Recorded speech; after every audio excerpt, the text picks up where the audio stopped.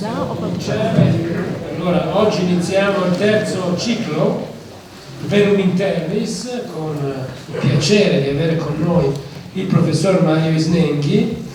Per chi non fosse stato presente nelle puntate precedenti, ma credo pochi, così a occhio e croce, mi pare che tutti siano stati presenti, però lo ripeto, Mario Isnenghi accompagna 100 anni dopo il decorso della Grande Guerra, quindi quest'anno, il 2017, si parlerà del 1917, l'anno di Caporetto, ma non voglio anticipare nulla.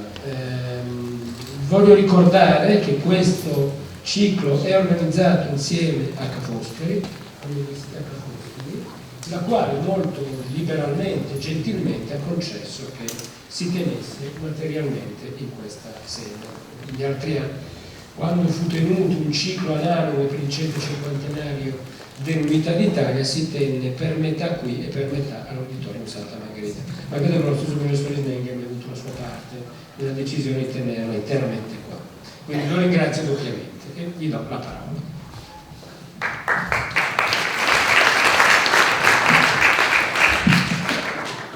Grazie Presidente. Anche l'Istituto Veneziano della Resistenza è organizzatore, lo devo dire perché sennò il Presidente si arrabbia.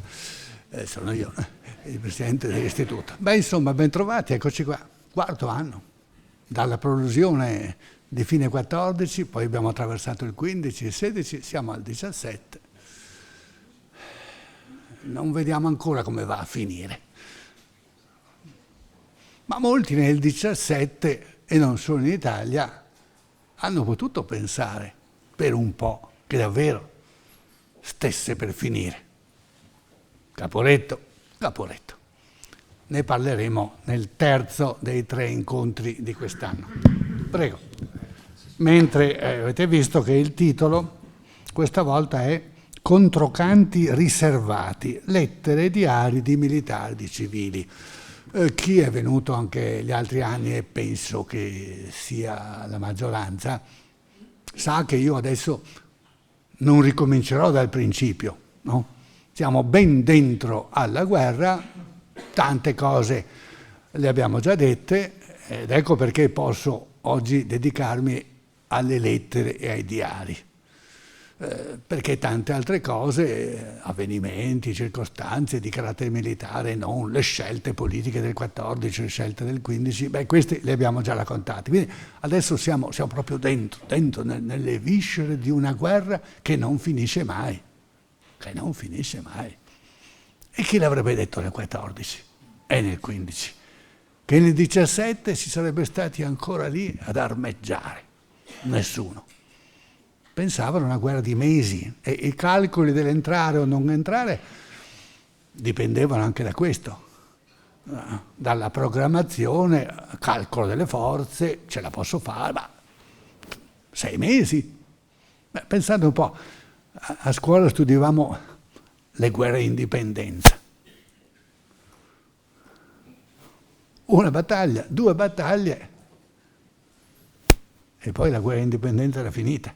Non parliamo poi dei numeri. Gli eserciti erano di alcune decine di migliaia, tutto al più 2-3 centinaia di migliaia di soldati a metà 800. E adesso?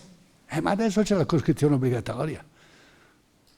Quasi 6 milioni di mobilitati non vuol dire tutti in prima linea, ma insomma nella sola Italia. Se non c'è un combattente, c'è perlomeno un militare praticamente in ogni famiglia o nel giro di ogni casa, di ogni abitazione. Quindi la guerra ti veniva a trovare in casa, no? Non potevano infiscarsene, non era cosa dei mercenari, dei soldati di mestiere. Magari i soldati di mestiere, qualcheduno dei più tradizionalisti, un po' di nostalgia poteva anche avercelo per le belle guerre una volta quando se la vedevano tra di loro. E il popolo e il paese serviva soltanto per che cosa? Per dare da mangiare ai soldati. Il territorio, no? Investito dalla presenza di alcune migliaia di soldati, nei secoli precedenti serviva a questo. Dopo si vedeva chi vinceva si prendeva una fetta di territorio che si andava ad aggiungere al patrimonio del re. C'era una concezione patrimoniale dello Stato nei secoli precedenti. Ma invece con la guerra mondiale c'è la mobilitazione degli animi, oltre che dei corpi. E siccome tutti combattono, uno straccio di ragione gliela devi pur dare, perché non solo entri in guerra, prenda la tradotta, parta e non scappi fin da principio, ma anche ci rimanga per settimane, per mesi, per anni. Sì, ma nel 1917 è passato troppo tempo dall'inizio, anche per l'Italia che è entrata in guerra 10 mesi dopo gli altri. E allora le lettere. Ma il fenomeno delle lettere era cominciato da prima. Ecco, questa fonte qui delle lettere è una fonte che, se parliamo delle lettere degli intellettuali, c'è sempre stata, ma è stata trasformata profondamente negli ultimi 30-40 anni dalla scoperta che anche i contadini soldati scrivevano. Facevano errori, ma il bisogno di comunicare era tanto da far dimenticare che una buona parte del paese era analfabeta. E vabbè, siccome era analfabeta anche la moglie o la madre che riceveva la lettera, analfabeta più, analfabeto meno, si capivano, con tutti gli strafalcioni si potevano fare. E se un povero soldato semplice era proprio disperato, non ce la faceva neanche a scrivere male, non ce la faceva proprio a scrivere, c'era sempre a portata di mano un sottotenente che aveva fatto le scuole alte, un buon tenente, il mio capitano, oppure un altro soldato che aveva fatto un po' di scuola. Insomma, il bisogno di scrivere lettere. Sono miliardi. Ci sono gli studiosi di storia postale che ci spiegano tutti gli aspetti organizzativi. Gli uffici riescono di essere travolti da questa massa di lettere e di cartoline, anche cartoline precostituite, stampati da completare, basandosi sull'analfabetismo per aiutare, un po' come forma di controllo di quello che veniva scritto. Quindi molte sono cartoline, ma moltissime sono le lettere. Poi vi do qualche cifra. Intanto, in questo inizio, ragioniamo un po' di questo bisogno di scrivere. E perché tu questo bisogno di scrivere, questi miliardi di lettere e questi, possiamo calcolare, migliaia di diari? Ho detto diari, i diari non sono le memorie che verranno scritte dopo, sono quei taccuini o quelle agende o quei quaderni che vengono compilati, magari anche giorno per giorno, ma comunque subito, durante. Il diario quindi è profondamente diverso dalle memorie scritte magari anni e anni dopo. Bene, ci sono molti diari e non necessariamente diari di scrittori, anche diari del soldato qualsiasi, del soldato ignoto, quando è ancora vivo. Perché? Perché c'è l'esercito di massa, perché c'è la guerra di massa.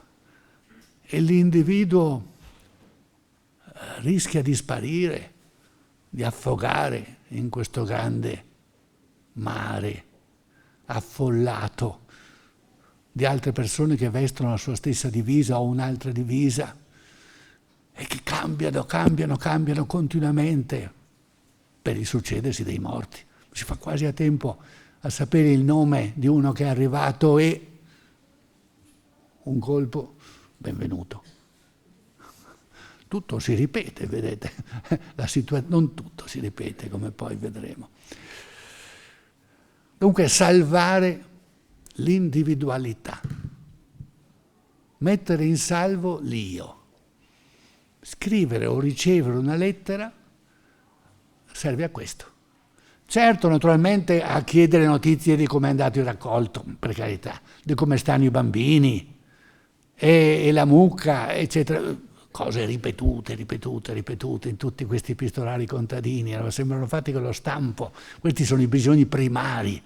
ma i bisogni primari corrispondono al bisogno più primario ancora, che è di esserci ancora, testimoniare di esserci e ristabilire e tenere vivi questi fili con il proprio piccolo mondo lontano da cui si è stati strappati. All'incontrario, naturalmente, i civili, le donne, sentono il bisogno di tenersi in contatto con il loro uomo, marito, fidanzato, fratello, padre. Perché si va dai meno che 20 anni ai più che 40 anni, poi ogni paese ha le sue regolamentazioni, ma all'incirca ci sono 20 anni tra il più giovane e il più anziano, più un certo numero di volontari, eccezioni, che possono essere più anziani ancora, D'Annunzio, Bissolati, Gasparotto, eccetera, alcuni famosi volontari, anche Battisti ha più di 40 anni, se per questo. Allora, mettere in salvo l'io, questo è il senso della lettera. Dopodiché ci sono naturalmente i contenuti, e i contenuti sono anche, se uno legge oggi queste centinaia, ci sono i partiti del genere, io non lo so, ma ci sono i partiti del genere che leggono queste centinaia e si trova di fronte a un io seriale, un io seriale, è un io che sembra ripetersi, sì certo, ma per quell'io lì, per quella individuale lì, c'è lui. E c'è sua moglie, e i suoi bambini, e il suo villaggio, il suo piccolo mondo. Il problema è dire ci sono ancora, sono vivo.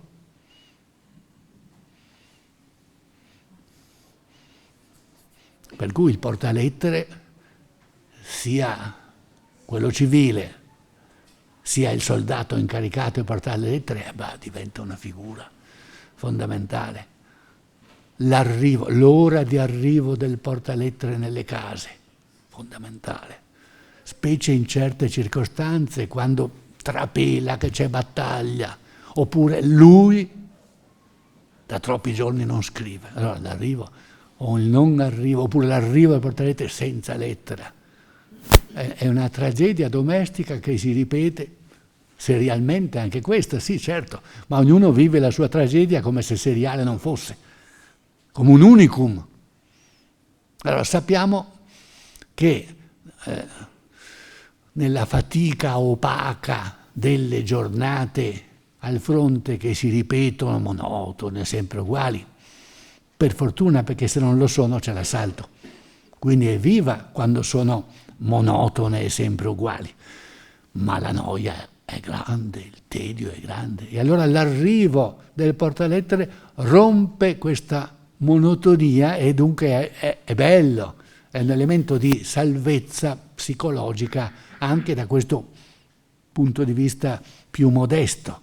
La continuità di una lunga giornata, magari sotto il sole o sotto la pioggia, interrotta dall'arrivo di notizie da casa.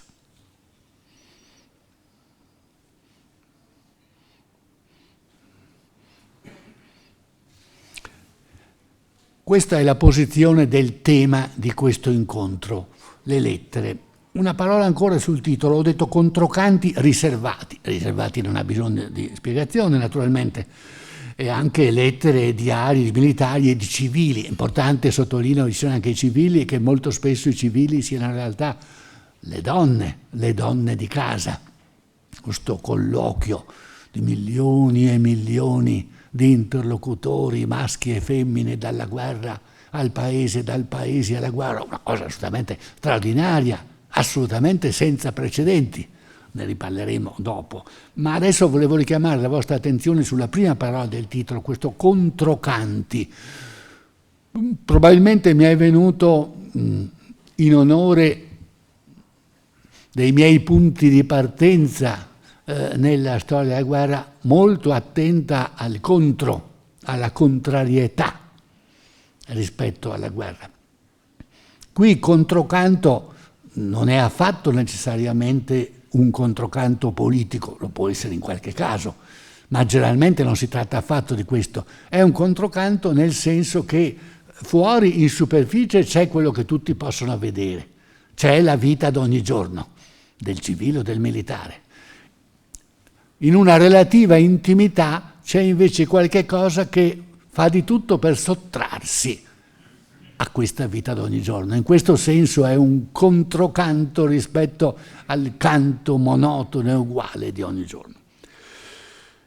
Adesso vorrei, prima di addentrarmi nel tema specifico di questa serata, darvi qualche lineamento generale della situazione nella guerra europea del 1917. Il 1917 è un anno molto diverso dal 1916. Perché?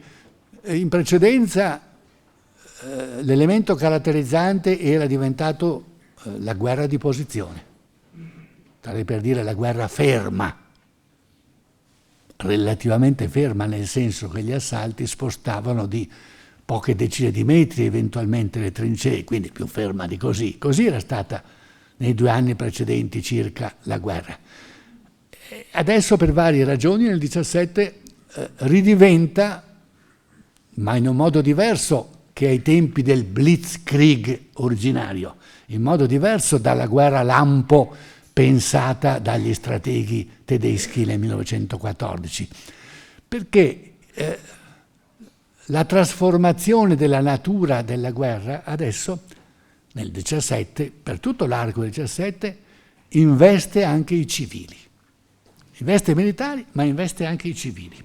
La guerra non è più ferma, dalla posizione al movimento, stanchezza generale, pace, pace, e pace reclamata dal basso, ma che si comincia in qualche paese a reclamare persino dall'alto. Alla fine del 16 è morto Francesco Giuseppe e il suo erede Carlo I non è la copia conforme di Francesco Giuseppe.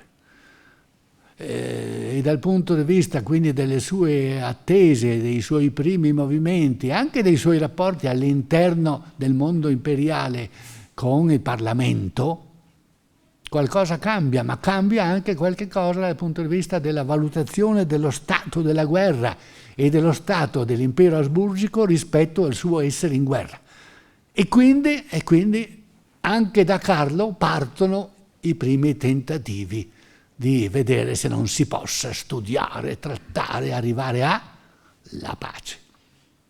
Quindi serpeggiano ansie, desideri, se non addirittura volontà è un passo ulteriore, di pace, sia in basso, ma questo ci appare più ovvio, che in alto, a livello cioè di gruppi dirigenti di altissimo livello, come l'imperatore d'Asburgo che vi ho nominato. Poi naturalmente si sa, il 17 è l'anno della rivoluzione russa, anzi di tutte e due, la rivoluzione riformista, diciamo, la rivoluzione di Kerensky nei primi mesi dell'anno,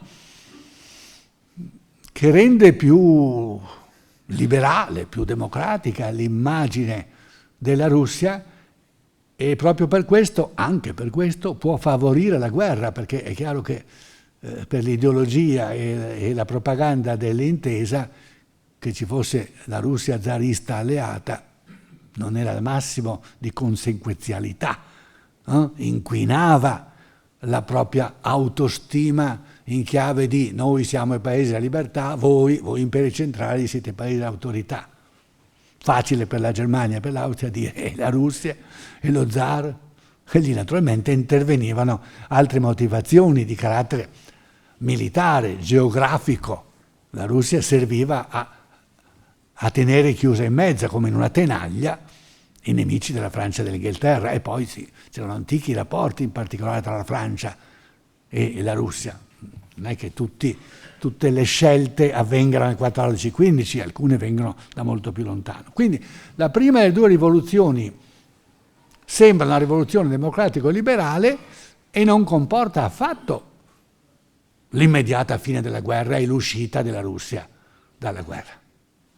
Ma certo che è una messa in movimento anche questa.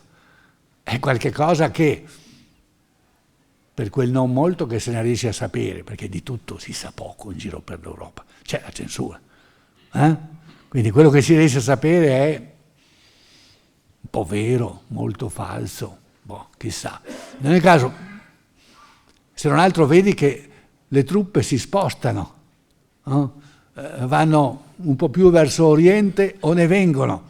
Vuol dire che c'è più bisogno o che c'è meno bisogno sul fronte orientale. Quando in Italia si vedono arrivare più truppe austro-ungariche, vuol dire che c'è meno bisogno di loro sull'altro fronte che devono coprire, cioè il fronte orientale, e viceversa. Abbiamo detto l'anno scorso, no? la famosa Strafexpedition sugli altipiani, finisce non così male come poteva essere per l'Italia, anche perché una parte delle truppe austro-ungariche deve venire richiamata perché intanto i russi hanno attaccato. È una guerra europea, non è mica un a tu per tu di ogni singolo paese con un altro, è una guerra europea. Esiste anche un gioco di colpi e contraccolpi, di alleanze, di interventi che tengono conto di opportunità di carattere internazionale. Quindi insomma anche la prima delle due rivoluzioni dice che molto si sta rimettendo in movimento, figurarsi la seconda, figurarsi la rivoluzione bolscevica o la rivoluzione comunista, quella di Lenin. Quella sì, è un improvviso flash folgorante che gira. Quanto può girare? Quanto può girare? Per l'Europa dice i popoli. Il popolo russo ha fatto così, come ha fatto? Si è rivoltato, si è ribellato, ha lasciato le trincee, è tornato verso casa, ha imposto questo, pace. Le cose poi sono enormemente più complicate, ma noi stiamo parlando di quella comunicazione sommaria e grezza che poteva circolare in uno stato di censura, di controllo del pensiero. Pensiero unico era impossibile. Poteva essere l'ideale degli alti comandi, ma non poteva certo essere la realtà, il pensiero unico. Però tendenzialmente cercavano di limitare la circolazione delle notizie. Ci riescono fino a un certo punto. E quindi se ne sa abbastanza per dire la rivoluzione. Non è più una cosa da congressi dei partiti socialisti o da libri di Marx. È una cosa che un grande popolo sta facendo e se lo fa lui. Non potrebbero anche farlo altri? Punto di domanda. Tutti i punti di domanda che volete. Ma stiamo parlando di immaginari, di percezioni. Ecco perché quando arriva Caporetto qualcheduno grida al fare come la Russia o all'aver fatto come la Russia. Naturalmente a seconda del punto di vista politico lo si può gridare in male o in bene, ma di questo parleremo nel terzo incontro. Ancora. Caporetto.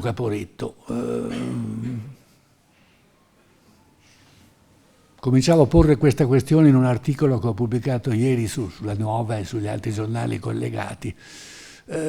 Vista dall'estero sembra che l'Italia abbia sempre e solo fatto Caporetto. Caporetto è una cosa grossa e non è stata di sminuirla, però il 1917 è l'anno di decine e decine di ammutinamenti nelle grandi unità dell'esercito francese, decine e decine, più di 100. Il 1917 è l'anno di scioperi in grandi città tedesche, scioperi, operai, comunque civili. Insomma, ogni paese, ogni esercito e ogni marina comincia ad avere nell'anno 17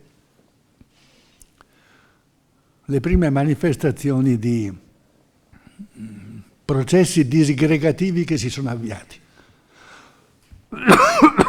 Un po' presto per cominciare a tossire, manca ancora un sacco di tempo, deve passarmi immediatamente.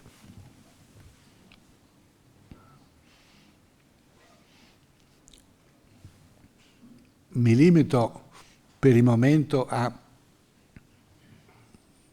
farvi sapere che di Caporetto ce ne sono in giro anche altre e non c'è soltanto quella italiana, ma sarà un tema da approfondire e che ci porta di fronte all'importanza straordinaria che hanno le percezioni al di là dei fatti. Cioè che ci siano tanti ammutinamenti nell'esercito francese, l'esercito alleato francese, è un fatto. Ma siccome questi problemi se li risolvono a livello di comandi inferiori e riescono, con una serie di interventi, a evitare che ne dilaghi la coscienza, ecco che bisogna che passino altri 60, 70, 80 anni perché arrivi qualche storico in Francia, vada a vedere gli archivi e dica «Toh, ma quanti ammutinamenti c'erano stati nel nostro esercito nel 1917?» Evidentemente in quel caso la pressione sui fatti in vista di una visione dei fatti confacente e opportuna alle sorti del proprio esercito, del proprio paese, aveva funzionato. E invece il generale Cadorna il 28 ottobre del 17 dice sono stati loro, cioè i suoi soldati, a gettare le armi. È una linea diversa evidentemente, perché fa esplodere la visione di una debolezza intrinseca dell'esercito italiano che riporta a una intrinseca incapacità del popolo italiano di portare le armi, esattamente quello che già si pensa di sapere all'estero. Per cui Caporetto è semplicemente la conferma di quello che si voleva sapere. Mentre è chiaro che i francesi non hanno nessuna intenzione di far sapere, men che meno agli alleati, men che meno agli inglesi, che già li hanno messi un po' sotto tutela, che hanno sempre più bisogno di loro. Dunque siamo proprio in pieno maneggio delle circostanze fattuali per abbellirle, per controllarle, per gestirle. Evidentemente ci sono riusciti. Ma per la verità ci si è riusciti anche in Italia, perché la guerra non è finita a Caporetto. Anche se è continuata nella memoria in Italia e all'estero come se fosse finita a Caporetto. E persino la storiografia. Se voi andate in libreria adesso che siamo ancora in anniversario e vedete un po' che libri ci sono, trovate libri inglesi, libri francesi, provate a scartabellare, andate a guardare l'indice e vediamo quanta Italia ci trovate. Italia, noi. E se ce la trovate è molto probabile che ci sia per Caporetto e solo per Caporetto. Tutto ciò non ha nulla a che fare naturalmente con una visione equilibrata e concreta dei fatti, ma ha moltissimo a che fare con la storiografia in senso lato, e la parastoriografia e il giornalismo come prosecuzione della politica con altro mezzo. Ho cominciato a dirvi delle cose che cercheremo di approfondire nel terzo incontro. E per concludere su queste linee generali, dunque, dicevo, messa in movimento dei popoli e in una certa misura cominciano a mettersi in movimento anche i governi, a prendere in considerazione l'ipotesi che forse il proprio popolo non ce la faccia più a reggere una guerra così dispendiosa dal punto di vista, da tutti i punti di vista, delle vite umane, della capacità di alimentare tecnicamente e economicamente la guerra. Balugini, possibilità, ipotesi, non qualche cosa che si concreti nel 1917. Altro grosso elemento caratterizzante di quest'anno è naturalmente l'arrivo in campo degli Stati Uniti d'America, arrivo che si rivelerà decisivo. Anzitutto per la sicurezza che dà all'intesa di avere una straordinaria riserva di possibili aiuti economici e anche di uomini. Ci vorrà del tempo prima che gli uomini arrivino davvero, ma intanto il dado è tratto e gli imperi centrali sanno che non hanno più a che fare soltanto con la Francia, con la Gran Bretagna, la Russia sta sfilandosi e l'Italia, ma con la grande potenza economica e militare degli Stati Uniti d'America. E naturalmente questo fa diventare mondiale la guerra che era già grande, che era già europea. Potremmo anche dire che mentre da una parte l'entrata in campo della rivoluzione in Russia ripropone in forme nuove quel socialismo che tra il 14 e il 15 era sembrato venir meno come carta politica da giocare per i popoli, questo da una parte, no? Il socialismo rinnovato, un socialismo un po' più o un po' meno a sinistra, a seconda se parliamo di Kerensky, di Lenin, di Trotsky, eccetera, ritorna in campo nel 17 questa carta qui, mentre il fatto che i partiti socialisti di qua e di là avessero votato, si fossero schierati dalla parte del rispettivo governo nel 14, naturalmente era stato letto da molti con tripudio, oppure con amarezza, come un cambiamento radicale della situazione politica. E adesso altro che congressi della socialdemocrazia, altro che seconda internazionale.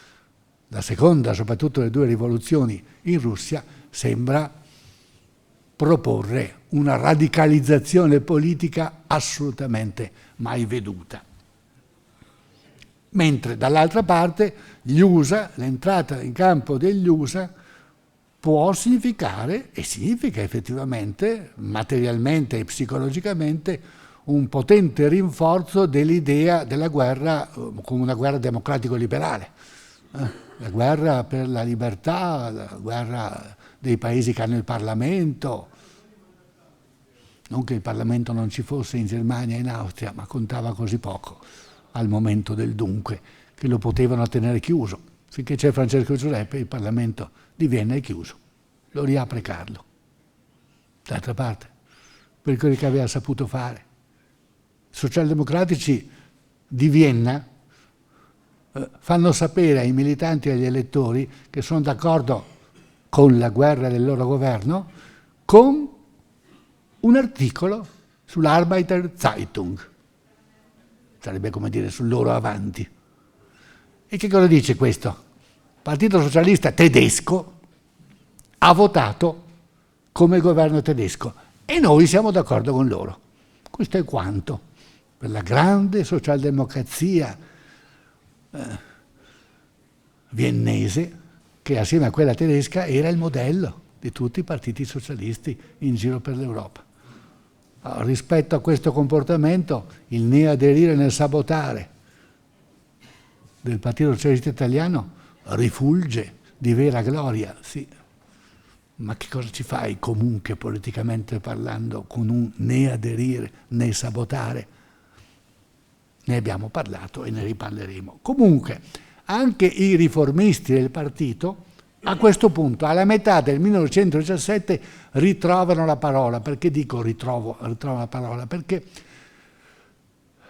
l'ala destra del Partito Socialista comanda nel gruppo parlamentare. Gli avvocati, i professori, i possidenti, i socialisti, insomma, diventano deputati. Senatori non ne parliamo, figurarsi se il re fa senatori socialisti.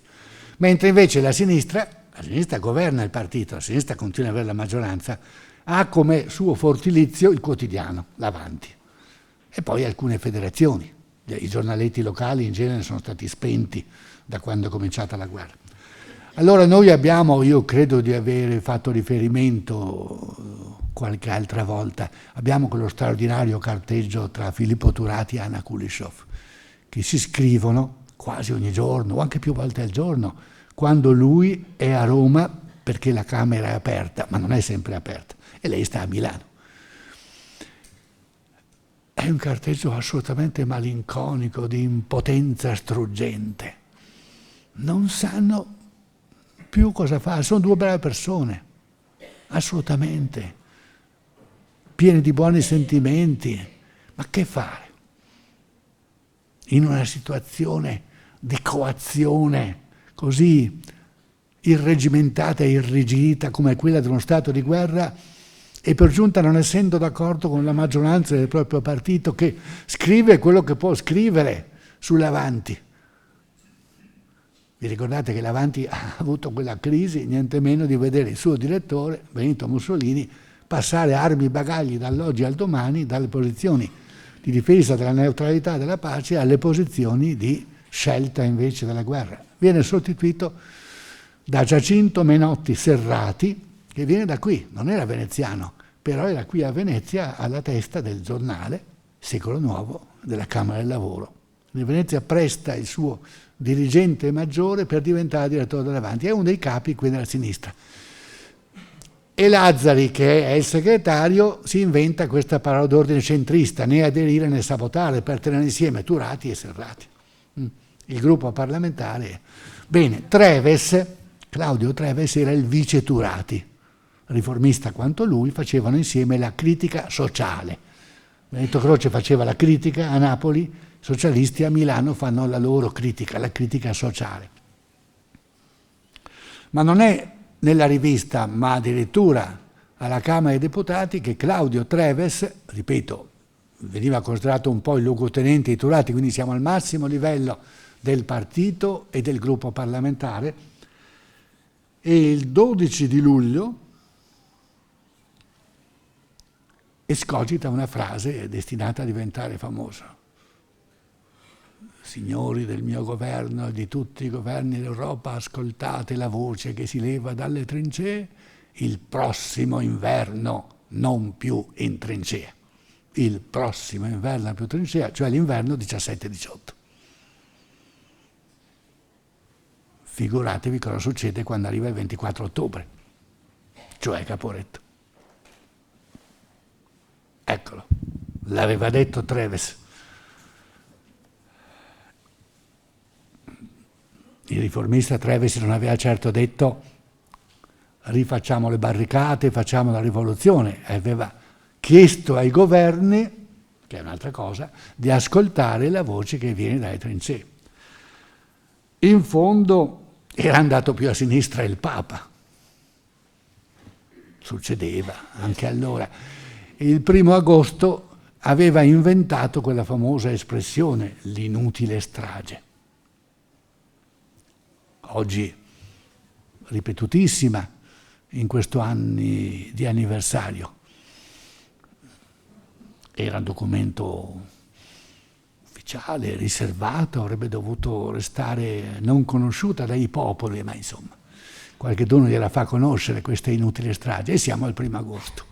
Beh, anche questo, assieme a tutti i fenomeni delle diserzioni crescenti, degli ammutinamenti, delle automutilazioni, eccetera, che sono l'oggetto del prossimo mercoledì, tutto questo dice che l'impalcatura generale degli eserciti e dei paesi nel corso del 17 scricchiola naturalmente dove più e dove meno. Allora questo come linee generali. Adesso entrando proprio nel cuore dell'incontro di oggi,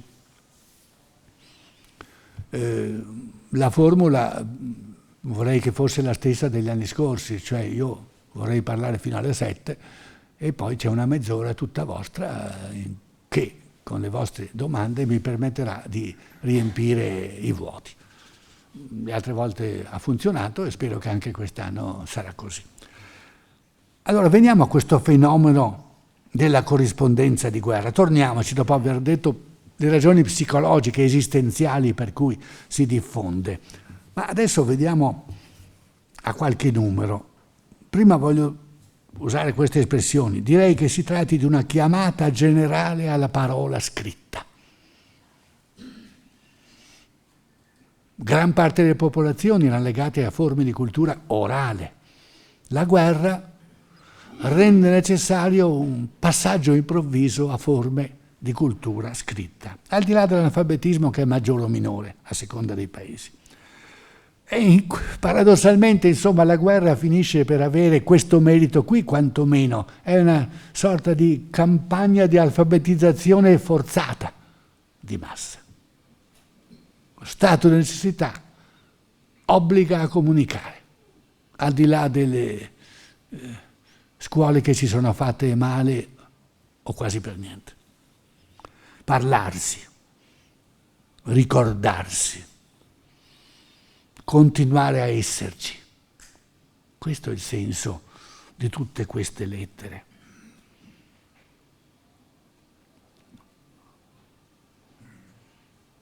esempio anche le fotografie. In questo anniversario molti comuni, molte situazioni locali hanno risolto il problema di fare qualcosa, perché bisogna fare qualcosa, c'è l'anniversario, con una mostra fotografica, dai cassetti, dai bauli di casa, dalle soffitte, qualche pronipote ha tirato fuori un pacchetto di fotografie scattate da un qualche bisnonno o zio o parente, e poi dimenticate lì o non dimenticate lì, entrate magari anche nell'album di famiglia, trattate magari anche con venerazione, questi sono rapporti personali diversi caso per caso. Molto spesso, ci sono state moltissime e ci sono attualmente ancora molte mostre fotografiche in giro per l'Italia. Corrisponde molto bene ai nostri rapporti attuali con la guerra. Noi non vogliamo saperne della guerra in generale e non vogliamo capacitarci del fatto che molti allora la volessero fare. Per cui facciamo fatica a ragionare dei moventi e dei fini politici del 14-18. Allora un modo per cavarsela, per fare anniversario, ma evitando questi ostacoli, è quello di costruire una bella mostra fotografica intorno a un nonno fotografo, oppure una bella mostra fotografica intorno a un comune, piccolo o grande. Insomma, fare storia locale, storia del Noantri, dove Noantri possiamo anche essere una famiglia e i suoi discendenti. Lo so perché andando in giro molto per questo anniversario mi sono trovato spessissimo di fronte a questa soluzione, specie nelle situazioni, come potrebbe essere anche la nostra regione, in cui non ci sono ragioni per immedesimarsi, cioè ci sono meno ancora che altrove, per immedesimarsi nelle ragioni di quella guerra. Ecco, un modo per parlarne lo stesso può essere questo, che appare ed è umano, è storia sociale senza essere storia politica, no? Sono le ferite della guerra. Pensate quante cose si possono fare con le rovine, con le case distrutte dai bombardamenti, con i territori dopo l'occupazione. Siamo allo stesso tempo dentro al fenomeno guerra e ai bordi del fenomeno di una guerra specifica, quella guerra con le sue motivazioni e i suoi fini. Allora vi avevo promesso qualche cifra, avrei potuto ricavarla anche da altre fonti, ma ho qui con me un bellissimo libro che penso piacerebbe a molti di voi, di Quinto Antonelli, titolo Storia intima della Grande Guerra. Storia intima della Grande Guerra. Il sottotitolo è Lettere, diari e memorie dei soldati al fronte. Poi vi parlerò di Antonelli e degli altri membri del gruppo di Rovereto, che sono quelli che 30-40 anni fa hanno cominciato a cercare e hanno trovato a poco un accumulo che è arrivato alle centinaia di diari di contadini soldati in Trentino, cioè in Austria, dal punto di vista della geografia politica di allora, con un grado di alfabetizzazione migliore, superiore a quello italiano. E quindi è per questo che lì hanno posto prima il problema e prima l'hanno risolto. Questo libro però è recentissimo, è stato pubblicato da Donzelli ed è una specie di bilancio, di summa che Antonelli ha fatto dopo decenni di esplorazione di archivi minuscoli, familiari. Poi in genere questi testi sono stati convogliati nel Museo di Trento e spesso hanno dato luogo a pubblicazioni, tant'è che in questa antologia, dove Antonelli sceglie fior da fiore, è abbastanza infrequente trovare un articolo di semianalfabeta, sarebbe troppo forte, insomma, di popolano relativamente acculturato, che nel frattempo non sia diventato un libro. Alla fine c'è una biografia e si vede che in qualunque piccolo paese comunque si è trovata un'associazione, un qualcheduno, il comune stesso, oppure in una cittadina medio-piccola una biblioteca, eccetera, che hanno preso il soldato del posto e hanno detto: ah, ha scritto, pubblichiamola, facendo saltare fuori quei soldi potevano stare. Naturalmente poi questo tipo di pubblicistica non ha una distribuzione ed è difficile vederla nelle librerie normali, ma ormai si accumula, sono migliaia di voci che ci raggiungono dall'interno della guerra. Migliaia su miliardi. Ecco qualche cifra.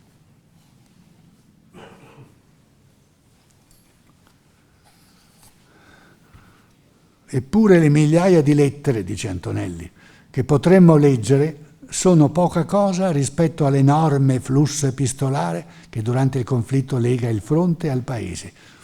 Sono in effetti quasi 4 miliardi le lettere e le cartoline postali complessivamente movimentate durante la guerra in Italia. 4 miliardi.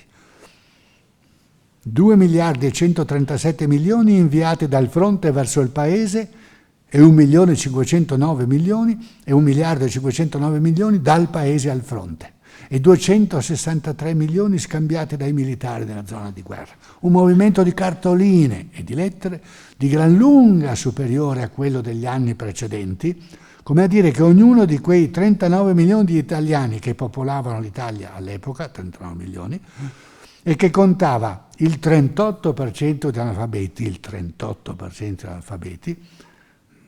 al di sopra dei 6 anni, ebbene ciascuno, in astratto, era autore di 102 missive d'Italia. E negli altri paesi ancora di più, perché erano meno analfabeti in diversi di questi paesi. Qui cita Caffarena, che è un altro dei pilastri di questa bibliografia basata sulla raccolta e lo studio delle lettere popolari, la scrittura popolare come è stata chiamata. Negli altri paesi in guerra, è una nota di Antonelli, ci informa Caffarena, il flusso epistolare è ancora più imponente che da noi. Il servizio postale francese, per esempio, movimenta ogni giorno di guerra circa 4 milioni di lettere, ogni giorno 4 milioni di lettere, per un totale di 10 miliardi per ognuno dei numerosi uffici di censura di Vienna, passano quotidianamente poco meno di 500.000 di lettere.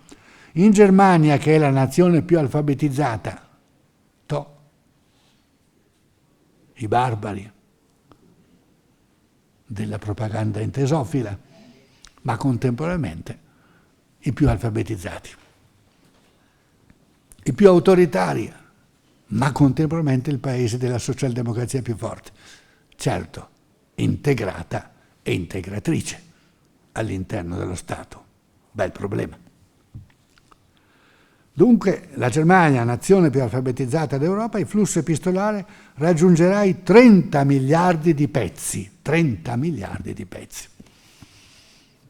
Come si fa a metterci il naso dentro?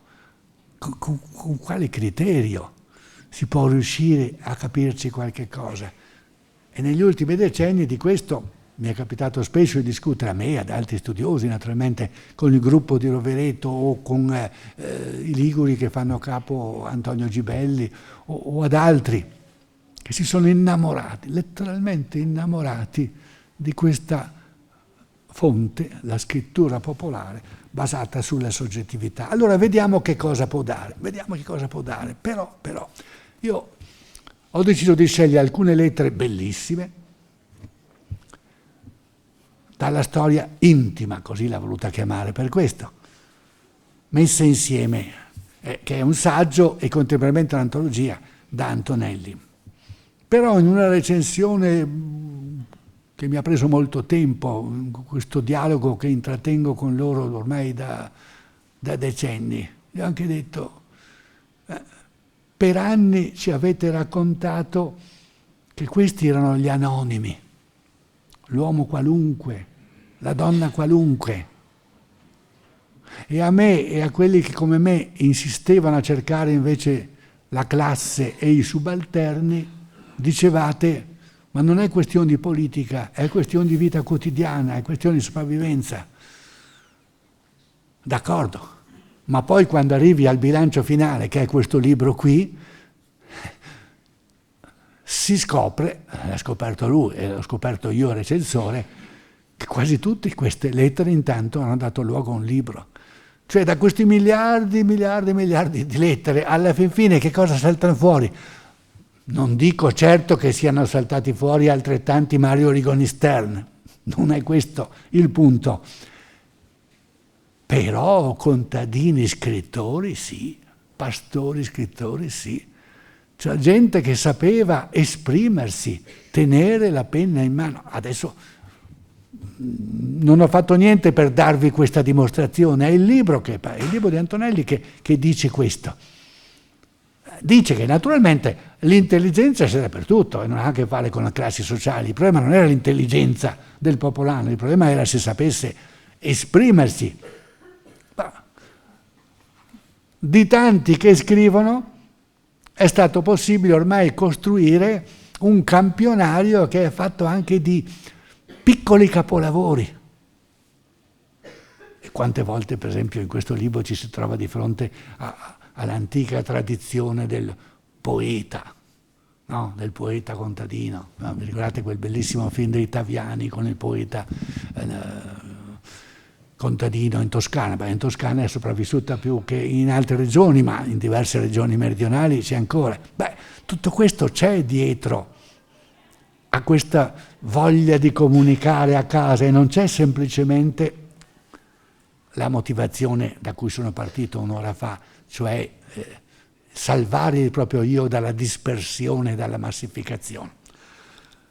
Allora, qualche esempio, non senza avervi detto che Antonelli ci spiega che gli austro-ungarici più organizzati di noi, ai trentini, agli istriani, ai giuliani, dunque anche agli italiani d'Austria come agli altri, davano, lui dice, un piccolo kit con tutto pronto per scrivere un'agendina per fare il loro diario. E non solo questo, c'è anche dell'altro. I trentini e i triestini in divisa austro-ungarica al momento della partenza vengono provvisti di un kit dove trovano, con le cartoline e le sigarette, anche un'agendina prestampata, provvista di matita copiativa. Oltre al calendario distribuito pagina per pagina, le agendine riportano informazioni geografiche e politiche sui paesi in guerra, la formazione dell'esercito austro-ungarico, la storia succinta della casa regnante e qualche altro testo con finalità patriottiche, una poesia, una canzone, una preghiera. Questa è pianificazione militare, ma anche psicologica e ideologica. Adesso vi leggo qualche cosa del tenente Coppola. Il tenente Coppola ha ucciso e non riesce a dimenticarsi la faccia del ragazzo che ha ucciso. E lo racconta a qualche familiare.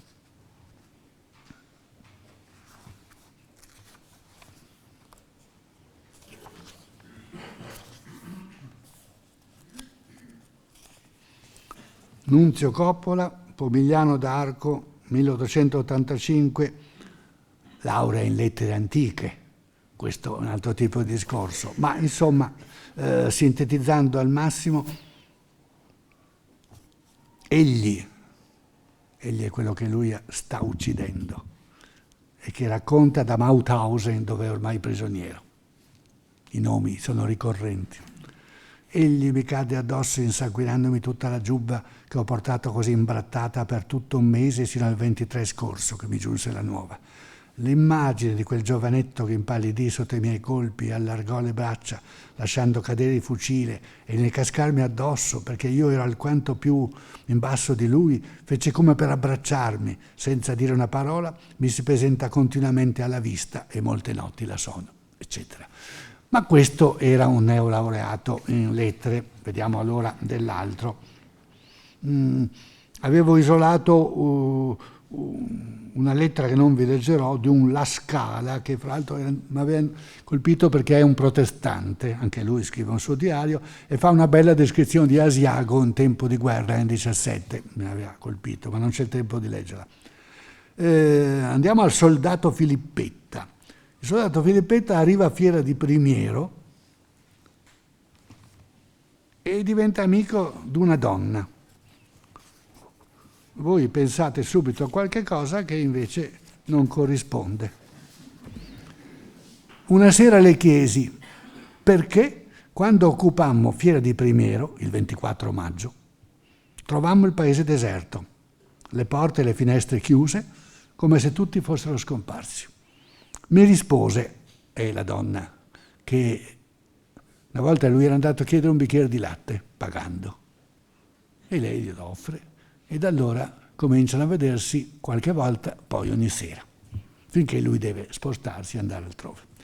Mi rispose dicendo che gli abitanti di Fiera erano terrorizzati, ed anche lei. Si rifugiarono tutti nei posti più nascosti perché gli si era fatto credere che gli italiani avrebbero violentato le ragazze e saccheggiato le case. Quando poi si resero conto che non era vero niente, che gli italiani si comportavano civilmente e rispettosamente, allora uscirono dai nascondigli e ripresero la vita normale. Io le feci notare che la nostra stampa e la nostra propaganda si comportavano ben diversamente. Dicevano cioè che gli italiani sottoposti all'Austria volevano essere liberati e non attendevano che di essere riuniti all'Italia, perché non potevano più soffrire il dominio austriaco. Non è vero niente, mi rispose Maria, e proseguì. Noi non vogliamo le scuole austriache, perché sentiamo di essere italiani. Ma noi sappiamo che lo Stato italiano vi sfrutta, vi fa pagare molte tasse, anche se economicamente non state bene. E se noi saremo riuniti all'Italia, la nostra sorte sarà uguale alla vostra. Per questo noi vogliamo restare sotto l'Austria, che economicamente ci tratta bene, ma vogliamo restarci come italiani, con le nostre scuole e la nostra lingua. Io rimasi sorpreso, meravigliato, confuso. Da allora in poi conobbi come i governi usano la propaganda per gabbare i popoli, per spingerli fino alla guerra, eccetera, eccetera. Ora, questo Giuseppe Filippetta è un pastore e contadino, dice Antonelli nel cappello introduttivo, nasce vicino a Roma nel 90, però è emigrato in Canada, non è stato chiuso al paesello, ha visto il mondo, è tornato, eccetera. Primo nominato Rigoni Stern in un modo che poteva apparire critico, lo indennizzo idealmente nominando la storia di Toynbee. Ecco, forse Filippetta è una specie di Toynbee, è andato in giro esprimendo quindi anche dei dinamismi e riportando quando torna delle competenze, delle conoscenze, degli incontri, eccetera. Francesco Giuliani fa delle sue riflessioni sulla guerra di carattere generale che andiamo subito a vedere. Fior da fiore, Antonelli conosce migliaia e migliaia di questi testi e ha alla fine deciso di raccontarcela così. A me pare che abbia finito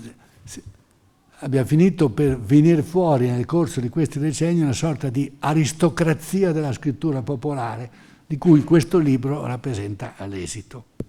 A me va benissimo, ma per altri mi sembra un po' contraddittorio.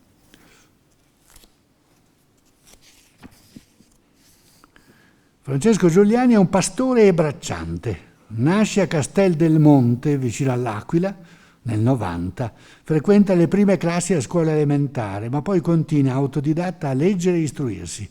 Richiamato alle armi nel 15, fanteria, zona di guerra, trasferito all'altopiano d'Asiago. È autore di una complessa opera memoriale, formata di diari, poesie, riflessioni e ripensamenti successivi alla guerra, che trova alla fin fine, lui morto, magari, credo di sì, la via della pubblicazione. Vi leggo 2 o 3 frasi. Dice il Giuliani: tutti quelli che siamo condannati a fare questa maledetta guerra, io sono certo che sospiriamo la pace. Ecco, il 1917 è un sospiro collettivo verso la pace. E più avanti: io non ho stima né simpatia per quelli che sono i coraggiosi eroi. In guerra tutti quelli che vi sono distinti come eroi sono assassini Il vero eroe è quello che mette in pericolo la propria vita per salvare quella degli altri. Nell'austriaco io non vedo un nemico, come mi si vuol far credere, che devo dargli la caccia e ammazzarlo a ogni costo. Penso che nel suo villaggio ha lasciato i suoi cari, dai quali fu strappato come io lo fui da te. Nel mio cuore non c'è la frenesia omicida. Rifletto che la vita di tutti è cara ed ogni soldato morto o amico o nemico resta una madre senza figlio, o una sposa senza sposo, o dei figli senza padre. Come vedete c'è tutta una serie di sfaccettature possibili all'interno delle soggettività di guerra. Un falegname di un paese vicino a Rovereto, questo invece, quello che abbiamo appena letto, presumibilmente è un cristiano, adesso troveremo un socialista, che riflette su socialismo e guerra, alla data del 1 dicembre 16, vabbè perdonatemi, non è proprio il 17, ma mi sembrava bella lo stesso, 1 dicembre. Socialismo e guerra, dice Giovanni Pederzolli, falegname, nasce a Sacco di Rovereto nel 79, arruolato all'esercito austro-ungarico. In questo libro non conta niente avere vestito una divisa o l'altra, conta l'umanità offesa e l'umanità che si esprime. Socialismo e guerra, ecco due parole che fanno tremare, dice Pederzolli. Ma in ben diverso modo io, povero operaio, abbandonato da tutti, oppresso fin dalla nascita, brutalmente sfruttato dalla borghesia che come vampiro immondo mi succhia il sangue, ora sono qui in Vienna, ferito, e ferito gravemente, che penso al passato, impreco al presente e medito con spavento al futuro. Socialismo, parola fatidica, di pace e libertà, uguaglianza, fratellanza. I potenti, la grassa borghesia ti vorrebbero soffocare le loro spire mostruose, eccetera, eccetera. Anche il socialismo, dice più avanti, è una lotta continua, ma è una guerra leale, giusta, senza spargimento di sangue, è una guerra al denaro, allo sfruttamento, alla fame. Ecco la guerra che fa il socialismo. Per il vero socialista, tutto al mondo sono fratelli, di nemici non conosce che il capitale e i confini, per lui dovrebbero essere cancellati dalla faccia della terra. Il mondo, tutte le nazioni e lingue dovrebbero formare una sola famiglia, eccetera, eccetera, eccetera. Non era esattamente quello che era accaduto nel 1914 e che stava accadendo, ma il 17 sembra aprire dei nuovi spiragli, sembra riaprire le possibilità per il socialismo. E infine, ultima citazione sempre da questo libro, La storia intima, è questo uno spiraglio di spiriti omicidi che i tifosi della scrittura popolare tendenzialmente preferivano mimetizzare e che però in un'antologia realistica come questa finiscono per riemergere. Qua ci sono due trentini, italiani d'Austria, quindi trentini con la divisa austro-ungarica. Il loro ufficiale naturalmente non è italiano perché la regola era questa, è un ungherese.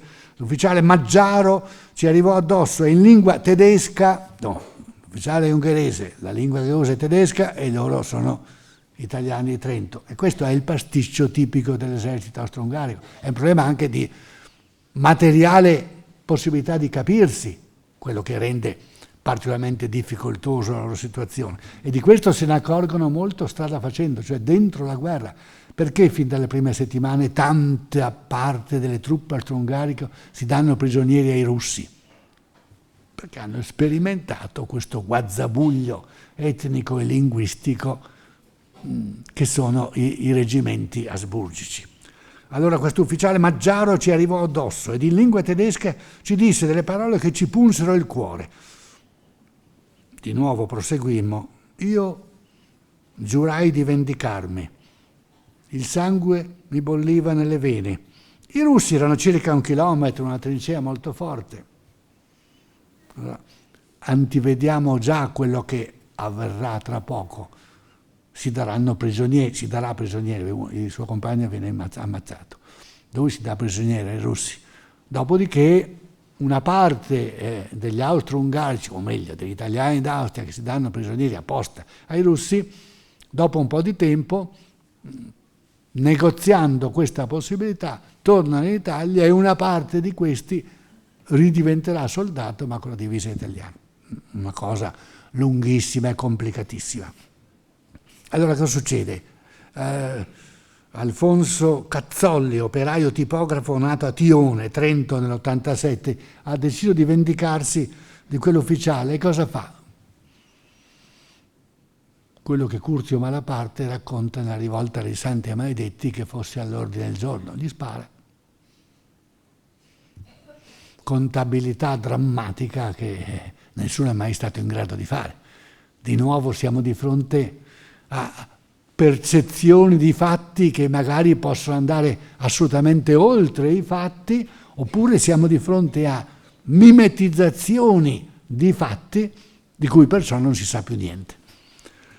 Vedo l'ufficiale Maggiaro a pochi passi da me, con la rivoltella in mano costringeva tutti a proseguire oltre. Fu allora che mi venne la decisione, presi la mia arma, la punto ben bene e lascio partire il colpo. Altro non so, è caduto, morto, non so altro. Gli austriaci erano molto in disordine, allora ci decidemmo a un pensiero, eccetera, e si dà prigioniero. Spero di avervi dato un'idea allora di quello che può uscire da questo tipo di fonti. Vi ho detto qualche cosa già di questo sguardi incrociati di carattere fotografico che vengono favoriti dal fatto che ormai ci sono le macchine fotografiche diffuse durante la guerra. Non è che ogni soldato semplice la possa avere, ma molti tenenti e sottotenenti sì. Dopo non si va a fotografare la battaglia nel suo vivo, non si può, non si deve, non ci si riesce, per cui si finisce per fotografare sempre un po' il retrobottega della guerra più che la guerra in senso stretto, ma insomma. E di nuovo comunque in questi sguardi incrociati, non dico selfie, ma insomma quasi, riemergono i singoli, molto spesso riemergono i portalettera o i soldati che stanno leggendo o scrivendo una lettera. Quindi un atto di comunicazione incrociata alla fotografia che fotografa qualcheduno che intanto sta scrivendo o leggendo.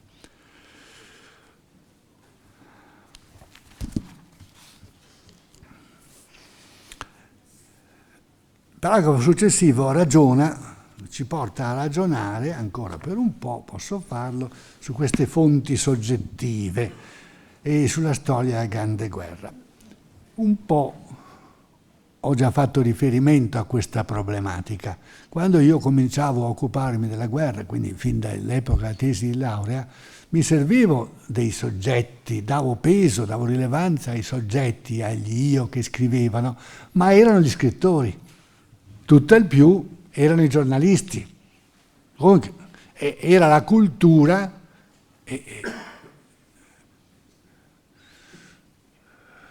certo, io non avevo a disposizione i quaderni di scuola che quel gruppo di studiosi che facevano i maestri elementari allora, o gli insegnanti medi, poteva raccogliere nei paesi del Trentino già austriaco con una maggiore alfabetizzazione.